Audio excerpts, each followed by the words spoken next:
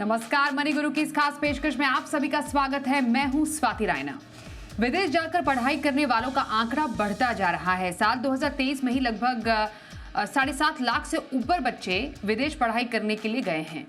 Canada, US, UK जैसे कई जो देश हैं पढ़ाई के लिए टॉप डेस्टिनेशंस में शामिल हैं। अगर आप भी अपने बच्चों को बाहर पढ़ाई के लिए भेजना चाहते हैं तो कैसे करें प्लानिंग?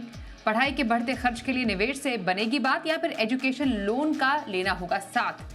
इसी पर रहने वाली है खास चर्चा। हमारे साथ है दो खास experts, Poonam Rungta, certified financial planner, Pratibha Girish, founder Finwise. स्वागत करते हैं पूनम और प्रतिभा, आप दोनों का ही हमारे साथ इस खास चर्चा में शामिल होने के लिए।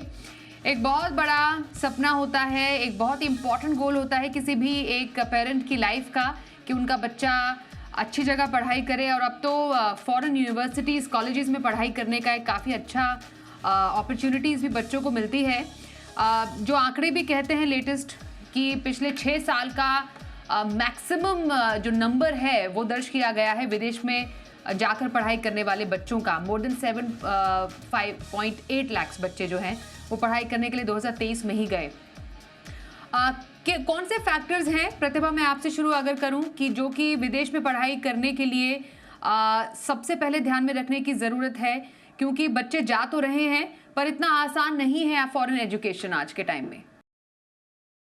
एब्सोल्युटली स्वाति, जो एजुकेशन है इंडिया और विदेश में एजुकेशन का जो अमाउंट्स रिक्वायर्ड है वो सब बहुत ही ज्यादा डिफरेंट है।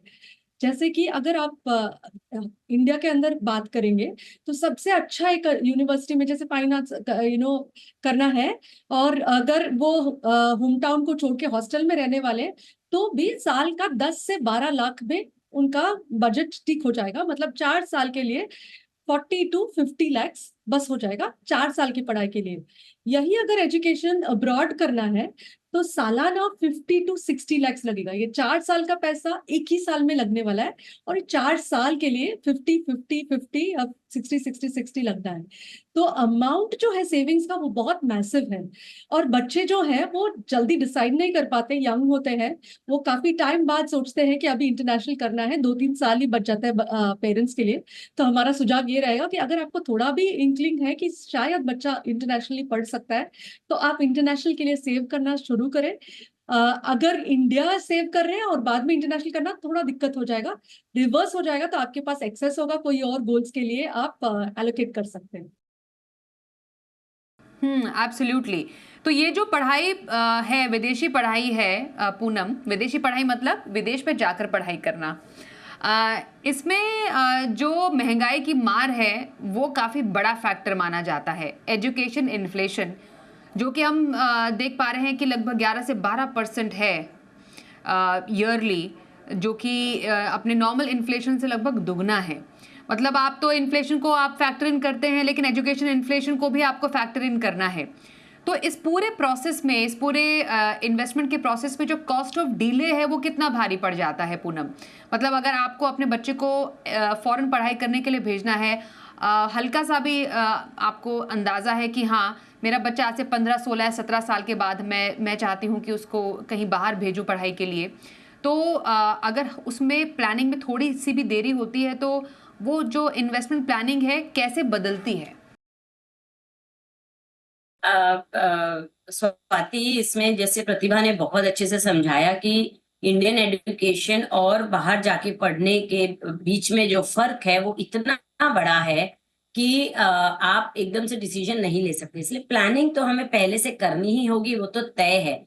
मगर ये प्लानिंग के भी 2 तरीके हैं स्वाति। एक तो बच्चा अंडर ग्रेड में जाना चाहता है, यानी 12वीं करके वो सीधा ग्रेजुएशन के लिए, ग्रेजुएट होने के लिए वहां जाना चाहता है। तो ऐसे में ग्रेजुएशन की 4 साल की पढ़ाई होती है, और उसके बाद 2 साल अगर मास्टर्स भी वहीं करना चाहता है, और जो इट मेक सेंस कि वो वहीं पे जाके मास्टर करे, तो 6 साल की पढ़ाई का हमें पूरा गणित करना होगा।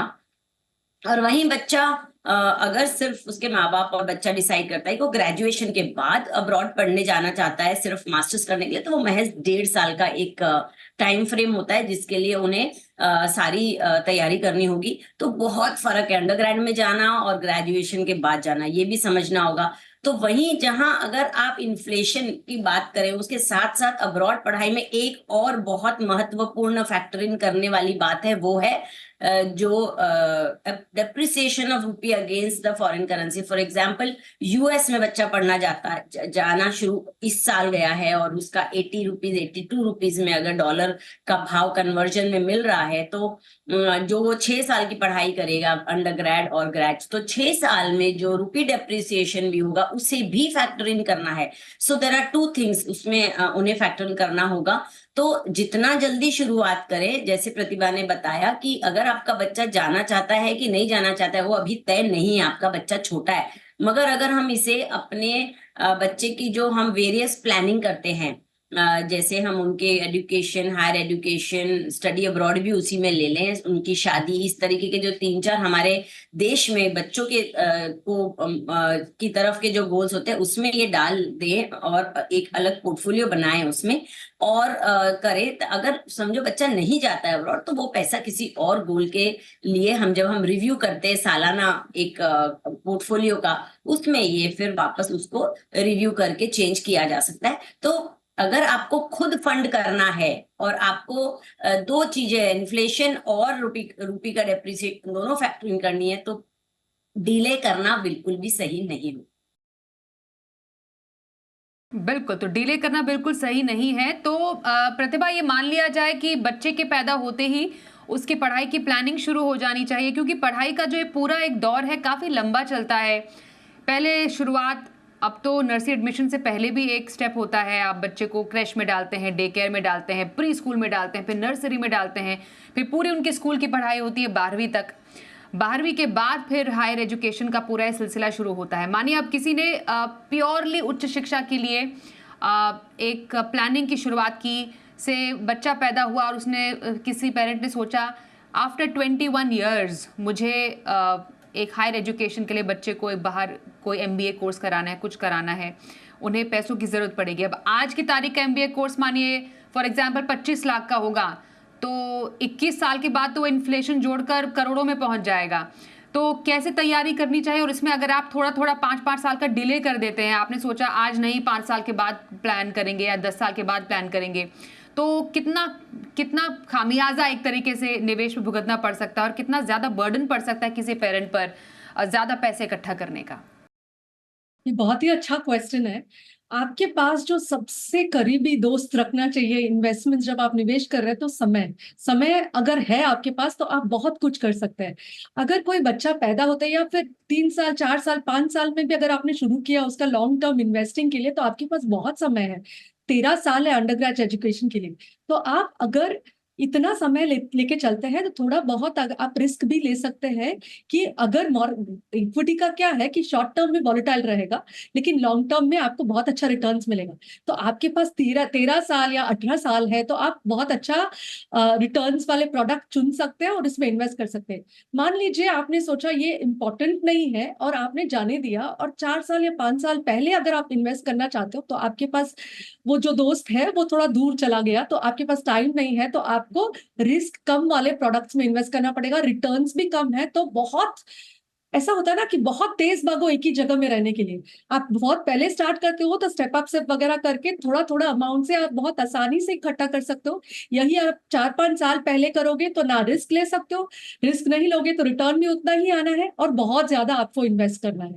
और आपको ये सोचना है कि आज की तारीख में अगर 25-50 जितना भी आप ले रहे हैं, जैसे अभी पूनम जी ने भी बहुत अच्छी तरह से समझाया, आपको ना सिर्फ इंटरनेशनल इन्फ्लेशन 4% लेना है, एजुकेशन इन्फ्लेशन लेना है और करेंसी डेप्रिसिएशन लेना है।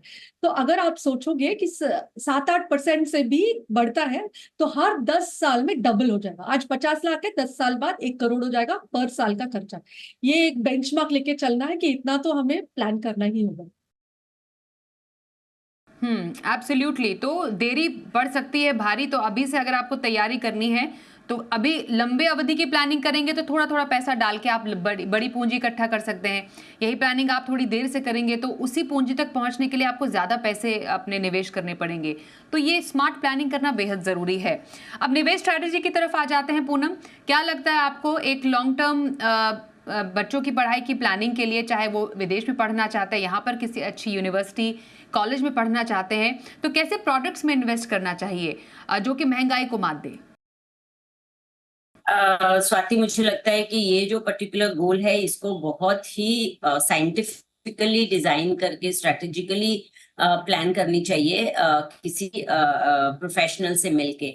क्योंकि होता ये है ना कि पहले तो हमें ये पता नहीं है कि बच्चे बाहर जाएंगे कि नहीं जाएंगे, उसके बाद जाएंगे तो कौन सी सिटी में जाएंगे, कौन सी कंट्री में जाएंगे, कौन सा कोर्स करेंगे, क्योंकि हर कंट्री के साथ जुड़ा होता है वहां पे रहने खाने का खर्चा भी। हमने ये भी साथ में फैक्टर इन करना है कि जब हम स्टडी अब्रॉड की बात करते हैं तो न कि सिर्फ फीस यूनिवर्सिटी की पे करनी होती है, साथ ही वहां रहने का, खाने का, और यहाँ से वहां तक जाने का जो प्रोसेस है, जो एप्लीकेशंस करनी है आपको, वीजा फीस देनी है, और बहुत सारे इस तरह के छोटे मोटे खर्चे काफी लंबे समय तक चलते हैं। उन्हें यहाँ पे एग्जाम भी देनी होगी, जीआरई, जीमैट या आइल्स, टॉफेल, इस तरीके की ये सभी चीजों में खर्चा इन्वॉल्व होता है। तो ये नक्की करने के बाद जब आप और आगे बढ़ते हैं, वहां जाते हैं, तो वहां आप किस तरीके से रहेंगे, शेयरिंग रहेंगे, अकेले रहेंगे, इस तरह के बहुत सारे खर्चे मद्देनजर रखने होते हैं। इसलिए प्लानिंग तो जरूरी है कि पहले से की जाए। पर डरे नहीं कोई भी हमारी बातें सुन के कि जैसे प्रतिभा ने बोला कि उनका जो फ्रेंड है समय वो दूर चला जाएगा, कोई बात नहीं, हम अल्टीमेटली लोन तो ले ही सकते हैं। पर लोन लेना हमारे लिए फाइनेंशियल प्लानिंग का बहुत हमें पसंद नहीं है कि कोई भी हमारे निवेशक लोन ले, इसलिए पहले से तैयारी की हम बात करते हैं। तो अगर महज आपका समझो लंबा समय है, और जैसे आपने बताया कि बच्चा पैदा होते ही अगर माँ बाप शुरू करे एजुकेशन जो करनी चाहिए, तो आप अच्छे रिस्की प्रोडक्ट्स लेके उसे धीरे धीरे एक्यूमुलेट करते हैं। उससे क्या होता है स्वाति की जब भी हम बच्चे पढ़ाई करने जाते हैं, चाहे कहीं भी जाएं, एक साथ पैसा नहीं देना होता है, हर साल दर साल या सेमेस्टर वाइज फीस देनी होती है। तो हम हमारे कॉर्पस में से कुछ हिस्सा निकालेंगे, बाकी का कॉर्पस तो will still grow with the time. तो इस तरीके की प्लानिंग बहुत साइंटिफिकली और बारीकी से करनी चाहिए। तो अगर लॉन्ग टर्म है तो हम एक रिस्की पोर्टफोलियो बना सकते हैं। अगर 10 साल का भी समय है ना, तो आप 10,000 महज 20,000 महज 12% के ग्रोथ से अगर पकड़े तो आप 20,000 रुपए में 10 साल में 1 करोड़ रुपए जुटा सकते, जो भी आपको एक साथ नहीं चाहिएगा। तो और वही अगर 5 ही साल का समय बचता है तो आपको सीधा आपकी रकम हो जाती है 1 लाख रुपया। 1 लाख रुपए प्रति माह आपको बचाने होंगे, और उसके पहले शुरू करते तो महज 7 या 8 हजार रुपए महीने के बचत करके आप उस गोल तक पहुंच सकते हैं। तो एक रिस्की पोर्टफोलियो बनाना, अग्रेसिव पोर्टफोलियो बनाना सही रहेगा। जैसे कि आप स्मॉल एंड मिड कैप में निवेश कर सकते हैं, और लार्ज कैप भी इन्वॉल्व कर सकते हैं, और साथ ही आप चिल्ड्रन गिफ्ट फंड्स जो हैं म्यूचुअल फंड्स के, उस तरह के प्रोडक्ट्स देख सकते हैं, क्योंकि उनमें लॉक इन रहता है और वो सिर्फ बच्चे के लिए आप उपयोग करेंगे। जैसे हम हमेशा कहते हैं आप ईयर मार्क करें हर निवेश को। आप जिस गोल के लिए आपने पोर्टफोलियो बनाया है उसी गोल के लिए वो पैसा उपयोग करेंगे। तो बच्चा जो होता है उसके साथ बहुत भावनाएं जुड़ी होती है। तो आपने बच्चे के लिए अगर कुछ करा है तो पेरेंट्स यूज नहीं करेंगे, तो और ऑलरेडी कुछ लॉक इन प्रोडक्ट होगा तो उसमें रिटर्न्स भी अच्छे बैठते हैं। तो आप चिल्ड्रन गिफ्ट प्लान ले सकते हैं। एसबीआई का गिफ्ट प्लान बहुत ही बेहतरीन रिटर्न दिया है, वो mix of equity and debt रहता है। आप साथ ही अगर आपका टाइम होराइजन कम हो गया है तो आपको मॉडरेट पोर्टफोलियो बनाना होगा, जिसके अंदर आप बैलेंस एडवांटेज फंड और लार्ज कैप फंड ले सकते हैं।